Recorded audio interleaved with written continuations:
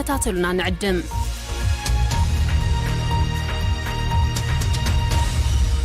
كون سجنتا BBC أفان أوروموتي نولين ترى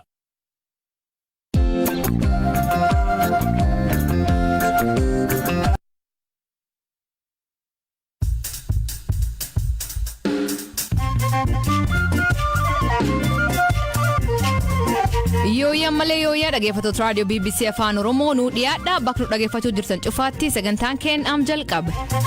Kaffaawwan mootummaan yeroo atattamaan akka hundaa'u gaafatti. Wanti amma godhamaa jiru kuni iddoo tokkotti yoo dhaabbachuu baatee jedhe biyya keenya balaa hin taanerra buusuu danda'a jenneetti sodaa qabna. Daa'imni ganjaa ofiifuu sababa hongeen beelaa jirtu jaldees beelan haadhisii dhabdee guddisaa jirti. Iso mukta ciisa gartee naannoo alla ilmaananii fuudhanii gadi hin dhufan. Lafti illaa beeluuf takkuun namilleen beela kan bineensilleen beela deemaa irra fuudh. Intalsaallee ganniin akkumaadha haati gabaatee hojjetu fuul deemtuyyuu wakee keenee dhoksitee duuma akkasiin bira deemtee gaggalti. Raashiyaan Finfinnee naga jechuun akka lammiileen isaanii hafan himti. Kanaaf oduu dabalatan waliin tura Annaasli galgalo.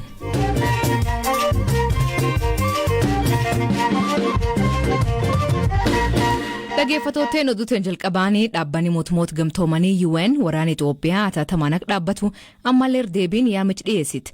UN waraana kaaba Itoophiyaatiin wal qabatee kanaan dura mani marii nageen dhaabbatichaa marroo hedduu korka taa'ee waraanii haal duree tokko malee akka dhaabbatu gaafachaa ture. Hirpha gammachuu gabaas qaba. Barreessaa olaanaan dhaabbata biyyoota gamtoomanii Antooniyo Guuteres waraanni Itoophiyaa atattamaan akka dhaabatuuf irra deebiidhaan waamicha dhiyeessan. Guuteres waliigalteen nageenyaa garee riphxee loltoota Revolutionary Armed Force of Colombia FARC jedhamu wajjiniin mallatteeffame ganna shanaffaasaa yaadachuudhaaf Kolombiyaa daawwachaa kan jiran yoo ta'u mootummaan Itoophiyaas fakkeenya kana hordofuu akka qabu gaafatan. Adeemsi nageenyaas Kolombiyaa keessa jiru waan na hawwateef qaamoleen waraana Itoophiyaa keessatti adeemaa jiru deeggaran haal duree tokko malee saffisaan dhukaasa dhaabanii biyyatti akka biraaran waamicha dhiyeessaa jedhan. Antooniyo Guuteres barreessaa olaanaan UN kun dhukaasa dhaabuun rakkina jiru furuudhaaf mariin akka jalqabamu kan haala mijeessuu fi Itoophiyaan tasgabbii naannichaaf gumaachuutti akka deebitu taasisaa jedhan. Waamichi barreessaa olaanaan dhaabbata biyyoota gamtoomanii taasisan kun kan dhagaames wayita Ameerikaan waraana kanaaf furmaanni karaa waraanaa hin jiru jechuudhaan akeekkachiisaa jirtuuttidha. Dubbi himaan ajaalaa Ameerikaa lola kanaaf dippiloomaasiin filannoo isa jalqabaa fi isa dhumaatii jedhan. Kun kan ibsame ministeerri muummee Abiy Ahmed dirree waraanaa iddoo loltoonni mootummaa finciltoota TPLF wajjiniin wal lolaa jiranitti duuluun achii hooggansa kennuudhaaf murteessuu isaanii ordofeeti. Finciltoonni TPLF waraana bilisummaa Oromoo wajjiniin ta'uudhaan ammas gara magaalaa Finfinneetti imalaa jiraachuu himu. Waraanni Itoophiyaatti ganna tokko lakkoofse kun rakkoolee namoomaa hordofsiisuun namoonni 100,000 lakkaa'aman kaaba biyyattii keessatti haala beelaa hamaa fakkaatu keessa akka jiraatan taasiseera. Waraana kana keessatti namoonni 10,000tti lakkaa'aman kan ajjeefaman yommuu ta'u kanneen miiliyoonatti lakkaa'aman immoo qe'ee isaanii irraa buqqa'aniiru.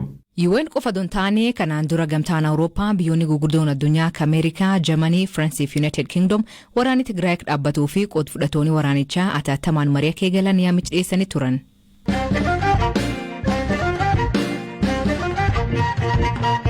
Kongireesiin Federaalaa Oromoo kaffaawwan mootummaa yeroo atattamaan akka hundaa'u gaafate. Kaffaawwan ibsa kana akka baase yeroo waraanni biyyattii hammaachaa dhufee fi dhaabbileen biyyalaa lammiilee isaanii biyyattii keessaa akka ba'an akeekkachiisaa jira. Miseensa koree hojii raawwachiiftuu itti gaafatamaan wajjir kaffaa'u obbo Xuruuna Gamtaa BBC turtii waliin taasiseen rakkoo ammaa biyyattiin keessa seentee furuu fi waan ta'uu qabu akkanaan ibsa. Maatii olaanaatu dubbise. Rakkoon biyya kanaa babal'ataa dhufeera. Keessumaa immoo walitti bu'iinsi babal'ateera. Biyyi kun immoo carraama diigamuurra geesseetti. Ibsi keenya kun yaaddoo biyya keenyaaf qabnu agarsiisuudhaaf jenneetu kan baafneedha. Qabiyyeensaa mootummaan amma aangoorra jiru biyya kana baraaruudhaaf hin dandeenye. Kanaaf mootummaan yeroo gabaabaadhaaf hojjetu haala mijeessee biyya kana tasgabbeessuutti adeemu, chaartarillee qopheessuutti adeemu kan jedhamu of keessaa qabaasuma gabaabaatti. Kaffaawwan dhimmoonni hedduun yeroo kaan ibsa baasa. Tarii ibsi isin baastan kun hagam bu'aa qabattanii yaaddu, hagam jijjiirama fidattanii yaaddu, irra deddeebiidhaan yeroo hedduu ibsa baasaa turtan. Nuyi egaa ammallee gara fuulduraatti illee numa baafna. Maaliif gahee keenya keessa waa tokko ta'a jenneetu abdataa jirra. Maaliif yoo jettanii guyyaa tokko namni nu dhaga'ee keessumaa immoo namni waa'een biyya keenyaa kun yaaddessu as ba'e nu wajjiniin tumsee adeemuudhaaf danda'a kan jennu abdii waan qabnuuf olee buleegaa namni baay'een watti dhaga'amee jedhe dhimma kanaa fi tumsuu danda'a jenneetu yaadna abdanna. Maaliif namni rakkoorraa barateellee of sirreessuu hin danda'a, wal sirreessuus hin danda'a. Haaluma kanaan qaamni mootummaa amma aangoorra jirullee ejjennoo keenya kana ibsa keenya kana hubachuudhaani Dinaa jechuudhaaf hin danda'a jenneeti kan abdataa jirru. Amma mootummaan biyya bulchaa jiru ministeera muummee dabalatee gara duulaatti bobba'aa jiru. Uummanni illee hoggana biyyaa kana hordofee akka duuluuf kakaasiitu jira akka biyyaatti. Kanarratti KFO'n waan mareetee jira. Ejjennoo akkamii qaba? Maal jedha kanarratti? Ejjennoo KFO durumaan duratti egaa baay'een keessan beektu jenneetu abdataa jirra. Biyya kana keessatti waraanni gaggeeffamuun irra hin jiru. Nageenyi bu'uutu irra jira. Qaamoleen waraana jiran hundumtuu qawwee isaanii lafa kaa'anii gara marii nagaatti akka adeeman gaafataa turre. Ammallee gaaffii keenya sana itti fufuudha jenneetu ibsa akkanaa baafne. Wanti amma godhamaa jiru kuni iddoo tokkotti yoo dhaabbachuu baatee jedhe biyya keenya balaa hin taanerra buusuu danda'a jenneetu sodaa qabna. Waamichi nageenyaa yeroo as gabaabaa keessatti godhame walitti adeemnaa, walitti deebinaa, mariidhaan biyya ijaarra malee wal waraanuudhaan dhimma siyaasaatiif jedhame keessumaa immoo siyaasa keessaa immoo aangoodhaaf jedhame biyya keenya keessatti waraanni geggeeffamaa jiru dhaabbachuutu irra jira. Sabnis kanuma irratti yaadda'uutu irra jira kan jedhu irratti hundoofneeti nuyi ejjennoo akkanaa kan fudhannu. KFO'n filannoo biyyaalessaa marsaa 6ffaa waajjiraaleen isaa bakka garaagaraa biyyattiitti jala cufamu akkasumas gaggeessitoonni fi miseensonni paartichaa hidhamuu hordofee dhiibamnee jechuun hirmaachuu dhaban.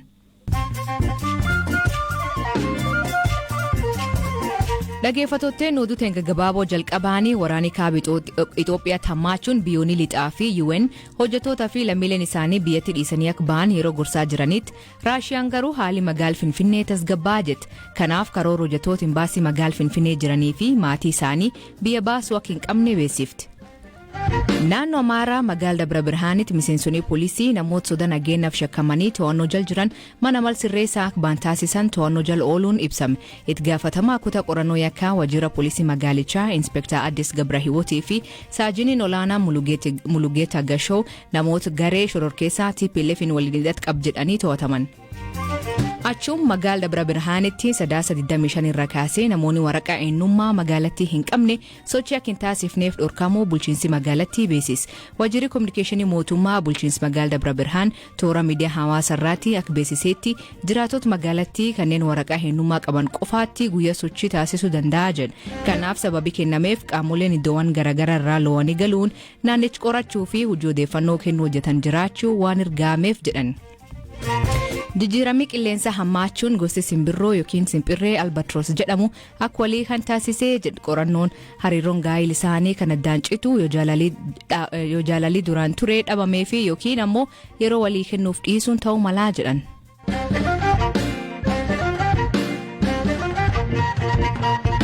Mootummaan Itoophiyaa imbaasii Ameerikaa akeekachiise. Deeta ministeera tajaajila kominikeeshinii mootummaa obbo Kabada Deessisaa ibsa kenneen Ameerikaan ibsa akeekachiisaaf jechuu baastuun lammiilee Itoophiyaa shororkeessuu irra dabartee maqaa dansaa Itoophiyaa xureessuu jirti jedhe.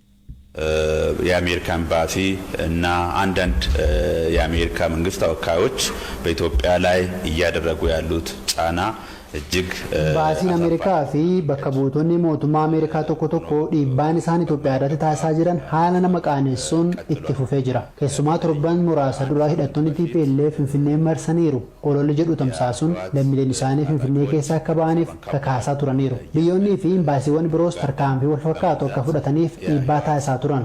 Kun soba ta'uun isaa mirkanoofnaan abdii godhatanii kan turan gareen shororkeessaa Finfinnee seenuun isaa jalaa fashilaa'ee abjuu ta'e afnaan ajandaa biraa qabatanii dhiyaataniiru. Guyyaa kaleessaa Finfinnee keessatti haleellaan shororkeessuu raawwatamuu danda'a jechuudhaan ibsa sodaa uumu baasaniiru. Akeekkachiisawwan of eeggannoo akka taasifamu jedhanii baasan kunneen dhugaarraa kan fagaatanii fi Itoophiyaa shororkeessuun TPLF immoo looguu gochuun kun waraanni ifa ta'e banamuusaa ifa gochuu barbaanna. Ofuma isaanii addatti ragaa fi agarsiiftuun tokko tokko ifatti osoo hin mul'atin haleellaan shororkeessummaa ni raawwatama jechuudhaan Itoophiyaanota sodaachisuu, hawaasa addunyaa immoo Itoophiyaa nagaa hin qabdu jechuudhaan abbootiin qabeenyaa tuuristoonni akka gara Itoophiyaa hin dhufne gochuudhaaf akkasumas maqaa gaarii Itoophiyaa balleessuudhaaf ibsa kaayyeffate akka ta'e beeksisuu barbaanna. Kun seera dippiloomaasii kan cabsee fi hariiroo nagaa seena qabeessa biyyoonni waliin qabaataa turan kan balleessu ta'uu ibsaa.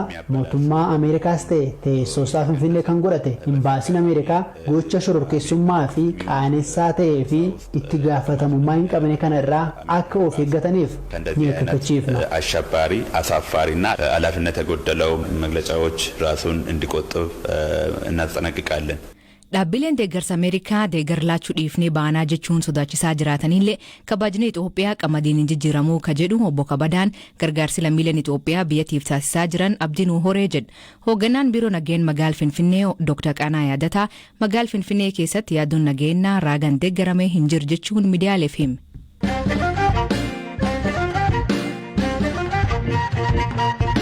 Daa'imni ganjaa ongee Booranaa fi kaab keenyatti mudateen beelaa jirtu jaldeessa sababuun beel kanaan haati isii dootee guddisaa jiraachuun namoota hedduu gara nyaata boncima mudat kanaanii bineensi bosonaa akkuma horii kaanii du'aa jira. Kaab keenyaa naannoo Isiyooloo bakka Garbatula jedhamtutti daa'imni Amina Jiloo jedhamtu tuniin adooman barumsatii galaa jirtu jaldeessa kan argattee mana isaaniitti kunuunsaa jiran. Haati isii tiyya gurraachaa akka Aminaan jaldeessa kan itti argatteef waan keessa jiran nuuf ibsiti. Intalli qoontuuni jaldeessa kana keessatti argatteeni iskuul nagaa sun. Maqaan iskuula nagaa? Maqaan iskuul kaan isaa galteennaan galuu jiru fuula galtee tulaa'een tokkotulaan aramuumis gaaddisuun jalchiisa galteemmaan kaan isa mugda ciisa galteennaan alla ilmaan jedhanii fuudhanii gadi hin dhufan. Isileen akkisiiti qaramoo wanni kaan seeqa malee alla mama qamalee argadde maan itti siin dhufteennaan takkee qamalee wanni jaldeessa gara kiinum guddina miskiina laftiillaa beeloof takkumuun binyamilleen beela kan bineensilleen beela deemaa irra fuul waanumnu nyaanna kenne deeni guddi qama wiikisati na birjis aanallee hinduwaa sagalee nyaata waan akka hindiisi waan akka eebbi haccutin kennaaf ingalsaallee kenniileen akkumaadha haati gabaatee hojja skuul deemtuyyuu wakee keenee dhoksileetu akkas hindira deemte gaggalti kananilleen kadhaa'u waan jiran dhisaleen tokko dargar tokko isa kunallee aananiif hindiisi waan kana waan inni argatu waan inni fedhi bitaaf akkanumaa wanniin kaanam kabisaa yoo waan dhagayya akkana isaa ilmaan kiyaalli nabban qabdu. Ati ijoollee hagam qabda? Ani ijoollee afur qaba. Akkamiin guddifti ijoollee tante tan? Ijoollee tante abbaan bireen jiru wayaa fatee amma kana yaamanii wayaa miidhee diblamaan tokko argadee cee achiillee waan xiqqoo tokko hojjadhee wayuma akkanum deemu karratti biyya faradhee qoraan facabsadhee kanuma qoraan fa gurguradhee akkas. Lafti suniin akka malee bonaa jedhan mee haal bonaa lafti akkam jirti biitii beela akkam jirti? Lafti akka dabaaboon oola akkana kan garbeeltillee akkasum namillee akkuma bineensi jedhatu namillee akkasum beela. Wanni tokkollee kan jiran jirtu beeksisa wayiillee bitachuullee namni miskiina kennaa kun danda'u wayii beeku kutani. Tagaadhaa akkanuma tagaaboo olee guyyaa gara jiranii kutteef akkuma kayyaanamis onnee fi kennee amnallee darbadhu miskiina shooriin guddifadha lakkedee onnee fi kennee akkuma ilmaan kee guddifadha kan isaallee guddisaa jedhe akkan ceedisa jedhu dhibbi tokko aanisa isaabaaf ta'uma akkanaan guyyaa gara biyyuumirra fuudhee fisa boriyyaa hojja kan talaas argar kennaaf akkuma ilmaan kee yaadeen fuudhaan. Namni bineensi kan raasatti ofirra deebise saniin jedhu jira. Namni gari hin jedha. Namni ofirra deebisi maali atillee ilmaan kakkeessillee lafura akka qabda. Maamalleen tana isillee diirsiin qabdu ilmaan isillee cibti kana sumatti harka qaba lakkee maali naan lakshoori waanum nyaatu nyaadhadeen. Atelee sitti harka qabaa? Ijoollee si cufna harka qabdi. Ijoollee hagam qabdi? 5 qabdi. Ijoollee 9 guddisuu jirtaa jechuu. Ollaa isaanii kataa'e Naasir Muhammed kan taltituun akkuma jaldees guddisaa jirtu yattiim ta'uu himu boni hammaatee nama saa fi bineensi alaalleen akka jajjaba jiraachuu himu. Eegibeta oolaan buute simpirree bineensi kun cuf ollaa gabbaafa dirat bineensi akka jaldees gaaraa kamalee simpirree cufa mutana dirqan kee jiru. Mutana aniyyuu simpirree kololchi jiraktaa kanat wanni kun gabbaafatee duubi guyyaa dhibbii intaltaan guyyaa akka wiikii 3 katab jaldeessi du'ee haati teettee oduu jirti argiti ilmaan kaan dhageessa hojjumtaan fuutee maantaati ilmaan kaan fuutee warratti hin galte. Ilmaan kaan hojja isin akkam baatee deemtuun gurrisii yooti. Sagalee kennuufii ansite walumaan ta'anii hojja isin halkan akka nama kaan dhodhooftee rafif. Dhiira isatti riiba kaase. Lafa ka'ee aanan kenniteefi. Lullee waan kaan dhageenne naan xiqqoo qarqaaru aansin. Waan akka hindiisii fa'aa binnaa fi aanan fa'aa warrilleen guddoota barkii hin qabu. Mallee ijoollee dhuu qabani. Dhageeffatooteen sagantaan irraa ganumaa nu waliin turuu keessaniif ulfaadha isaniin jenna.